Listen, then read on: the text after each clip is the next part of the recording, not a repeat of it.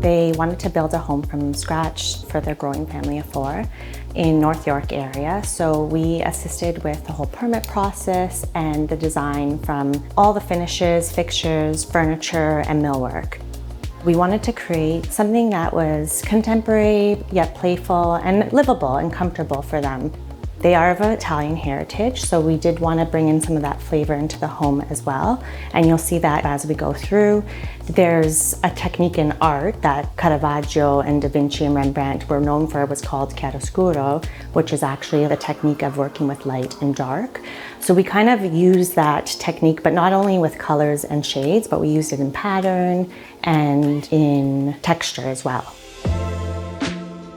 This room we want to call like the lounge, the adult space, and we left it quite simple. The walls are just painted in Chantilly lace, white, so that the natural light really reflects into the space. And they do love to host a lot. We have some loose, casual furniture that if you're waiting for dinner to be served, maybe there's an overflow of seating, you could sit and have a drink, or even after dinner, there's some space again for socializing. We wanted to throw in a pop of color in these throw cushions, some mustard and maroon. We draped the window with a soft linen sheer. We really didn't want to block any of the views. The house is surrounded with beautiful trees, so we kind of wanted to leave that open. We put a fireplace in the space. We really want to add some moodiness and drama to the space. And that can be seen as you walk in from the front entry. And surrounding that is a micro cement finish. So it's just a slight shift in a finish from the painted walls.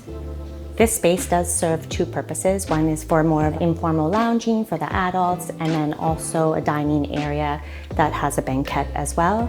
The dining table and the banquette were actually pieces that were custom made from our client's previous home, so we kind of had to design the space around that. And it does expand to fit up to 16 people for formal dinners. We kept the space quite neutral, and we wanted to do that in order to really feature some beautiful art. And this piece above the banquette, you could see it as you walk through the space back and forth. Above the sideboard, we did some photography that features some of Toronto, their home now, and some pieces of Italy from where their family comes from. Just off the lounge area, we have the front foyer, and we wrapped the walls and the ceiling in a white oak and stained in a medium color. And it kind of just envelopes and cocoons the space, really warm and welcoming. And we continued the warm white oak in the hardwood, and you'll see that throughout the house. We really wanted to keep that warmth and simplicity with the whiteness of the walls contrasting. The back of the home is the family room and the kitchen, and I love to call this space the heart of the home because this is where so much time is spent by everyone in the family. They really love to cook. And so hardwood wasn't an option in this area of the home, but we still wanted to have that feel and warmth. So we actually found a porcelain tile that looks almost exactly as the hardwood flooring. And to distract the eye, we laid it in a herringbone pattern. Not only this gives a traditional kind of look to the home and interest, it really creates an eclecticism in the space. Most of the kitchen, you'll see, it's not a white and it's not a gray, it's something soft in between and classic. We did a very simple shaker style, more of a contemporary style, and we juxtaposed that on the island and the stove area. We did almost like in a steel blue.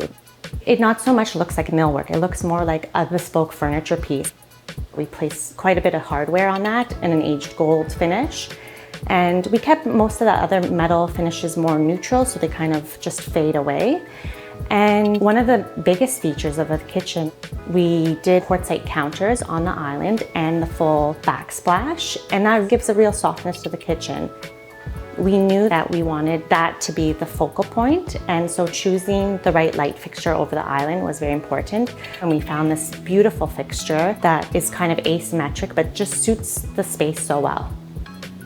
The butler's pantry is a segue between the kitchen and the dining space. And again, we repeated the finishes from the kitchen. So it's that furniture look on the base cabinets. And then you'll see on the backsplash, we did an accent tile and we wrapped that all the way behind the glass millwork, which gives that traditional Italian feel to the space.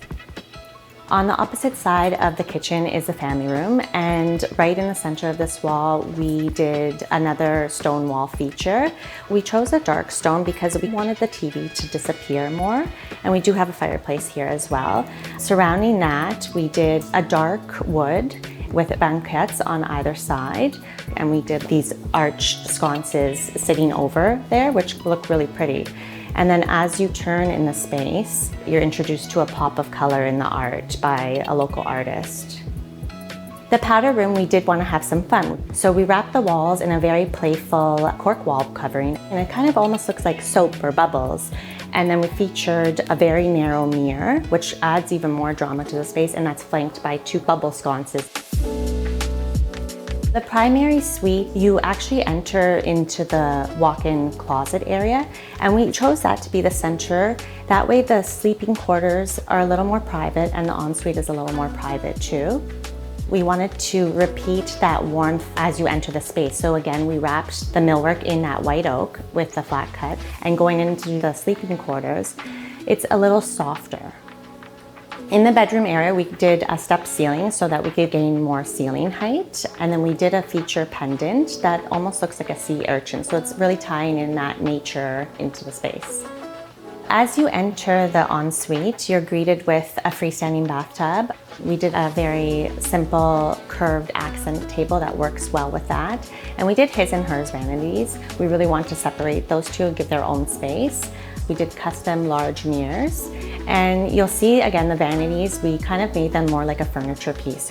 We chose to keep it quite simple, the palette, but we really did want to bring that drama back into the space, and we kept it on the floor in an arabescato porcelain tile that looks like marble to again bring that Italian kind of feel into the space. Seeing the space complete really brings joy. The fact that our clients trusted us, and it's just beautiful.